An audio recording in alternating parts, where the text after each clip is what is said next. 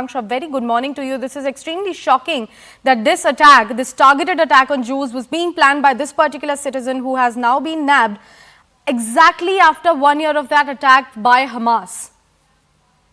A very good morning to you, Sakshi, and all our viewers. Yes, as you rightly pointed out, this is a Pakistani citizen who's been arrested in Canada's Quebec. He was allegedly attempting to cross the border over to the United States, where he was planning an attack in Brooklyn, in New York City on October 7, as you also highlighted, which marks the anniversary of the Hamas attack that has already killed 1,200 people in Israel. Only on that attack it is. If you were to talk about the numbers of that day, his name is Mohammed Shahzeeb Khan. He's 20 years old. He's been arrested in Ormstown in Quebec. He is also got another name as Shahzeeb Jadoon. But U.S. officials have identified that he is a Pakistani citizen who was residing in Canada. His immigration status remains unclear. Now, Canada's border services agencies have also asked the Canadian police to look into this entire matter.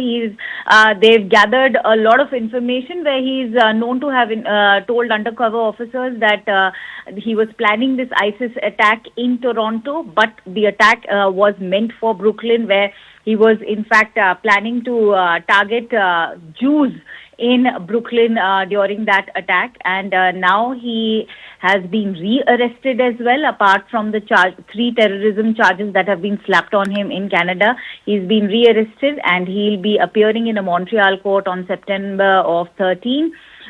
So let me also inform our viewers about what he was planning. He has already expressed his support for ISIS on social media and various messaging applications, which has been observed in his social media activity over the last 1 year.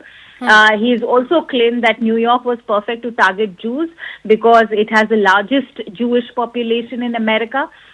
He's also said that even if the attack did not target a specific event, he could rack up a lot of Jews. He had been looking for a lot of arms and ammunition.